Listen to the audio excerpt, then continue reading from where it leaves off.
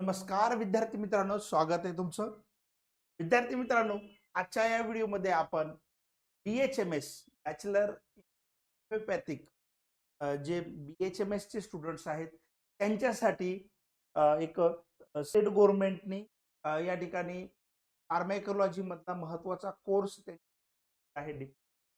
त्या कोर्सची माहिती आपण काय करणार आहोत आजच्या या व्हिडिओमध्ये घेणार आहोत. ठीक आहे. तर कोर्सचं नाव आहे सर्टिफिकेट कोर्स इन मॉडर्न फार्मॅको थेरपेटिक्स किंवा त्या कोर्सला आपण काय म्हणतो,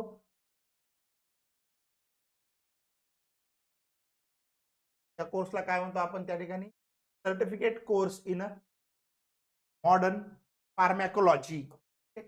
त्याला आपण म्हणतो MP certificate course in modern pharmacology. या हा जो कोर्स आहे या कोर्स विषयी आपण काय करणार आहोत या व्हिडिओमध्ये माहिती देणार आहोत.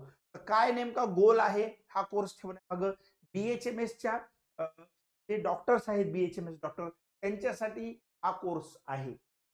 BHMSच्या स्टुडंटसाठी नाही, डॉक्टर लोकांसाठी काय आहे, हा कंपल्सरी कोर्स आहे. जर तुम्हाला ॲलोपॅथिक प्रॅक्टिस किंवा ॲलोपॅथिक प्रॅक्टिस जर करायची असेल तर हा कोर्स आहे. त्या कोर्स विषयी आपण या व्हिडिओमधून संपूर्ण माहिती घेणार आहोत.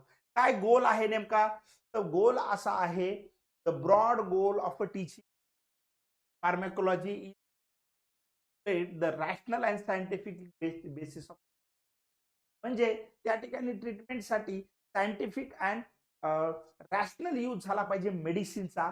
हा त्याचा पाठीमागचा काय महत्वाचा उद्देश आहे. प्रॅक्टिस करत असताना एक्झॅक्ट नॉलेज ऑफ फार्मॅकोलॉजी किंवा फार्मॅकोथेरपेटिक्स किंवा कम्युनिटी मेडिसिन जर असेल तर आपण ड्रग्सचा रॅशनल यूज करू शकतो, योग्य पद्धतीने यूज करू शकतो, मिसयूज आपल्याकडून होणार नाही. हा त्याच्या पाठीमागचा उद्देश आहे. म्हणून आपल्याला हा कोर्स करणं अत्यंत गरजेचं आहे. To be eligible to practice the allopathy, candidate must pass the examination conducted at the end of the course. जर ॲलोपॅथिक प्रॅक्टिस आपल्याला पुढे करायची असेल तर हा कोर्स करणं कंपल्सरी आहे. अन्यथा आपल्यावरती कारवाई होऊ शकते जर आपण विदाऊट हा कोर्स त्या ठिकाणी प्रॅक्टिस करत असाल तर.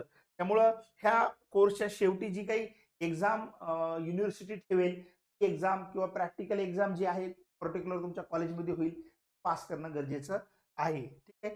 तर आता त्याची ऍडमिशन प्रोसेस सध्या चालू आहे ह्या कोर्सेसची. तर एज्युकेशनल ऑब्जेक्टिव्ह बघा काय दिलेले आहेत, किंवा नॉलेज बेसिस आपल्याला काय गोष्टी माहिती होतील. मेकॅनिझम ऑफ ऍक्शन, मेडिसिनचे मेकॅनिझम ऑफ ऍक्शन, नॉलेज बेसवरती काय आपल्याला इन्फॉर्मेशन होईल. Mechanism of action, uses of essential and commonly फार्मॅकोलॉजीचा किंवा CCMP हा कोर्स केल्याच्या नंतर विद्यार्थ्यांना त्या ठिकाणी फार्मॅकोलॉजीचं नॉलेज होईल, ड्रगचं नॉलेज होईल, ड्रगची मेकॅनिझम ऑफ ऍक्शन, कशा पद्धतीने ड्रग ऍक्ट होत आहे बॉडीवरती, ती त्याच्यामध्ये माहिती मिळणार आहे आपल्याला. हा मेन एज्युकेशनल पर्पज आहे. Then list the indication, contra indication, interaction and adverse reaction. ड्रगचे काही साईड इफेक्ट आहेत, ॲडव्हर्स रिॲक्शन आहेत. ओके. त्याच्यानंतर त्याचे काही इंडिकेशन आहेत, कॉन्ट्रा इंडिकेशन, कुठं ड्रग यूज करायचा, कुठं कॉन्ट्रा इंडिकेटेड करायचा, कोणत्या कोणत्या डिसीजमध्ये तो घ्यायचा नाहीये, अवॉइड करायचा आहे. ड्रगच्या इंटरॅक्शन होत असतात, ड्रग फूडच्या इंटरॅक्शन होत असतात, काही व्हिटॅमिनच्या पण इंटरॅक्शन होत असतात ड्रग सोबत. तर ते आपल्याला डेली प्रॅक्टिसमध्ये अवॉइड करता येतील किंवा पेशंटला आपण त्या पद्धतीने गाईड करू शकतो. ह्याचं नॉलेज होणं अत्यंत गरजेचं आहे. Then indication the use of appropriate drug in a particular disease. एखादा ड्रग एखाद्या डिसीज मध्ये यूज करण्यासाठी आपल्याला त्या ठिकाणी कॉस्ट, इफिकसी आणि सेफ्टी या 3 गोष्टी लक्षात घेणं गरजेच्या आहेत. ओके. म्हणजे त्या ड्रगचं कॉस्टिंग, त्याची इफिकसी आणि सेफ्टी ह्या गोष्टी लक्षात घ्यायच्या असेल तर फार्मॅकोलॉजीचं स्टडी करणं अत्यंत गरजेचं आहे. त्याच्यानंतर signs, symptom, illness, clinical presentation, diagnostic, management ह्या गोष्टी शिकण्यासाठी आपल्याला थेरॉपेटिक्स हा सब्जेक्ट इम्पॉर्टंट आहे. म्हणजे नॉलेज बेस, म्हणजे at the end of the course हा कोर्स केल्याच्या नंतर शेवटी तुम्हाला ह्या गोष्टीचं नॉलेज असणं मस्ट आहे किंवा ह्या गोष्टीचं नॉलेज झालंच पाहिजे. ठीक आहे, तुम्ही एक्झाम थेरॉटिकली पास होताल, but in the practice, okay, practice करत असताना ऍज अ मेडिकल प्रॅक्टिशनर करत असताना आपली इफिकसी चांगली असली पाहिजे, रॅशनल यूज असला पाहिजे. त्या दृष्टिकोन कोर्स हा प्रचंड इम्पॉर्टंट आहे. त्याच्यानंतर बघा फार्मॅकोलॉजिकल basic describing the drug specification in medical situations such as pregnancy, lactation, infancy, old age. म्हणजे ह्या वेगवेगळ्या कंडिशन मध्ये मेडिसिन कशा द्यायच्या आहेत हे आपल्याला कळण्यासाठी हा कोर्स काय आहे किंवा हे कळालं पाहिजे. At the end of the course आपल्याला हे लक्षात आलं पाहिजे. Essential drug used in the common illness and national health programme. तर बेसिक प्रिन्सिपल काय की आपल्याला माहित पाहिजे की इसेन्शियल मेडिसिन लिस्ट असते गव्हर्नमेंटची. इसेन्शियल मेडिसिन लिस्ट किंवा इसेन्शियल ड्रग्स कोणते कोणते आहेत हे पण कळणं गरजेचं आहे. आणि नॅशनल हेल्थ प्रोग्राम मध्ये वेगवेगळे ड्रग्स शासन प्रमोट करत असतं. ओके, ते पण आपल्याला ह्या माध्यमातून कळणं गरजेचं आहे, हे नॉलेज होणं गरजेचं आहे.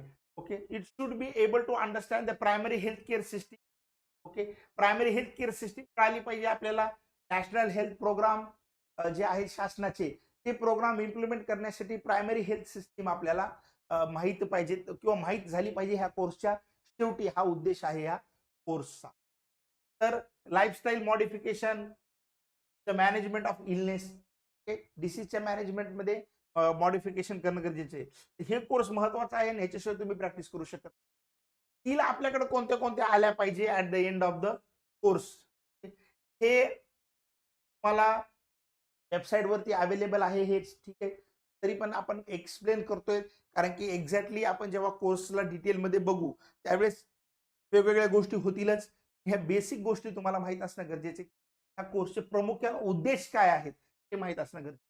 Then at the end of the course student shall able to, काय माहित पाहिजे, shall be able to prescribe the drug for common elements. Common जे आजार आहेत त्याला प्रिस्क्राइब करता आले पाहिजे ड्रग. म्हणजे ऍट प्रेझेंट तुम्ही होमिओपॅथिक प्रॅक्टिस करताय असं कन्सिडरेशन आहे. ऍक्च्युली तुम्ही करताय ॲलोपॅथिक, बट हा कोर्स केल्याच्या नंतर आता ऍज अ प्रॅक्टिस करून तुम्ही ते करू शकता. बट त्याला कुठेतरी रॅशनल टच असला पाहिजे, सेफ्टी असली पाहिजे, इफिकसी असली पाहिजे, कॉस्ट इफेक्टिव्हनेस असला पाहिजे. त्या सगळ्या गोष्टी आपण कन्सिडर करतो या ठिकाणी. आणि ते सगळं नॉलेज आल्याच्या नंतर तुम्ही कॉमन आजारासाठी प्रिस्क्राईब करू शकता ड्रग. हे पण तुम्हाला हे स्किल शिकायचं आहे कोर्सच्या शेवटपर्यंत. Identify the adverse drug reaction and interaction of the common used drugs. Common जे ड्रग वापरतो त्याचे ऍडवर्स रिएक्शन माहित पाहिजेत, इंटरॅक्शन माहित पाहिजे, drug drug interaction, drug food interaction असते त्या पण माहित पाहिजे. Be well conversant with the pre and post prescription counselling principle of the pharmacy and dispensing medication given to the proper instruction. म्हणजे आपल्याला ॲलोपॅथिक मेडिसिनचे जे काही प्रिस्क्रिप्शन असेल त्याच्यावरती प्रॉपर आपल्याला इन्स्ट्रक्शन देता आले पाहिजेत. ठीक आहे, आणि मेडिसिन जे आहे ते आपल्याला त्या ठिकाणी प्रॉपर प्रिस्क्राईब करता आले पाहिजेत. अशा वेगवेगळ्या गोष्टी किंवा काउन्सिलिंग करता आलं पाहिजे. प्री अँड पोस्ट प्रिस्क्रिप्शन देण्याच्या पहिले काउन्सिलिंग करता आलं पाहिजे. प्रिस्क्रिप्शन दिल्याच्या नंतर पण पुढे मॅनेजमेंट काय करायची आहे त्या ड्रग्सच्या related, that counselling must be understand और that skill of that counselling must be studied at the end of the course. कोर्सच्या शेवटी ते स्किल तुमच्याकडे आत्मसात होणं गरजेचं आहे. ठीक आहे, ह्या सगळ्या गोष्टी आहेत बेसिक. आपण आजच्या या व्हिडिओमध्ये त्यातल्या बेसिक गोष्टी बघणार आहोत आणि नंतर मग टप्प्याटप्प्याने बघणार. लर्निंग मेथड्स काय आहे बघा, तुम्हाला कोणत्या कोणत्या माध्यमातून, एक लेक्चर्सच्या माध्यमातून तुम्हाला लर्निंग करायची आहे, केस स्टडी आहेत त्याच्या माध्यमातून तुम्हाला हा CCMP कोर्स त्या ठिकाणी करायचा आहे. देन फील्ड व्हिजिट आहे, PHC असेल, RHTC असेल, VSTC कम्युनिटी मेडिसिनचे असतील, डिपार्टमेंट्स वेगवेगळे.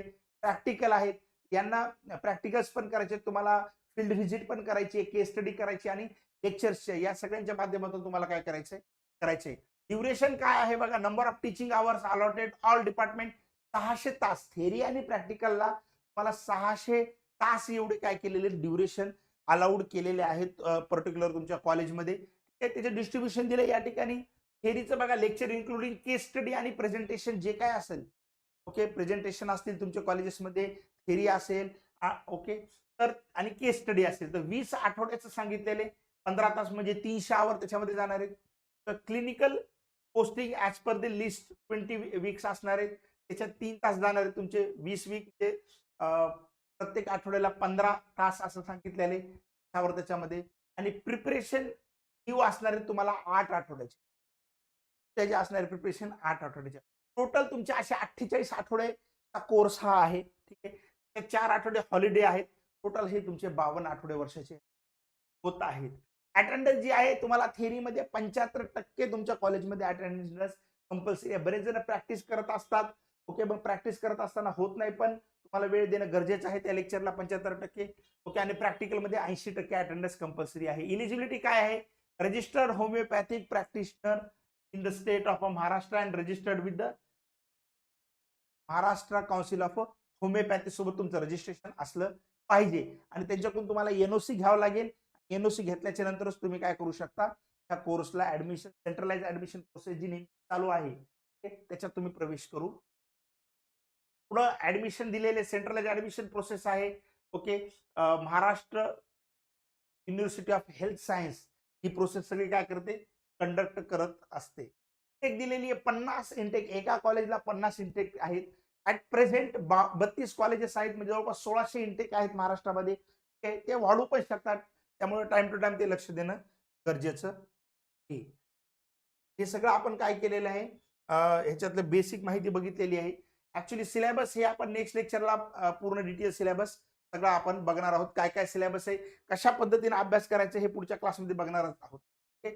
फीस या ठिकाणी बघा, तुम्हाला 50,000 रुपये फीस आहे ह्या कोर्ससाठी. ठीक आहे, 50,000 फीस आहे ह्या कोर्ससाठी आणि दरवर्षी याची 5% फीज होऊ शकते. 50,000 रुपये फीस आहे, 5% ते काय होऊ शकतं, फीज होऊ शकते.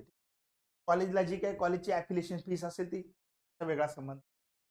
हे आपण बेसिक स्ट्रक्चर बघितलं की कशा पद्धतीनं हा कोर्स आहे, ड्युरेशन काय आहे. व्हिडिओ जास्त लेंदी होऊ नये, कारण की परत तुम्हाला बघायला बराच त्रास होतो, म्हणून आपण तो तेवढा लेंदी बनवलेला नाहीये. पुढच्याच व्हिडिओमध्ये आपण काय करणार आहोत, इन डेप्थ सीसीएमपी कोर्सचा सिलेबस काय आहे ते पुढच्या व्हिडिओमध्ये काय करणार आहोत आपण बघणार आहोत. मेजर सिलेबस फार्मॅकोलॉजीचा आहे, तो तुम्हाला इन डिटेल सांगणार आहे मी. आणि नंतरच्या व्हिडिओमध्ये परत तुम्हाला त्याच्यासाठी बुक्स कोणते रेफर करायचे हे सुद्धा मी तुम्हाला सांगणार आहे. आपलं चॅनल आहे कॉम्पिटेटिव्ह फार्मसीचं, तो ओके, त्या चॅनलला पण तुम्ही सबस्क्राईब करून ठेवायचे. बीएचएमएस साठी आहे, मॅक्झिमम बीएचएमएस मित्रांना, आपल्या डॉक्टर मित्रांना सगळ्यांना तुम्ही शेअर करा. ठीक आहे, आणि चॅनलला सबस्क्राईब करून ठेवायचं. धन्यवाद, थँक्यू.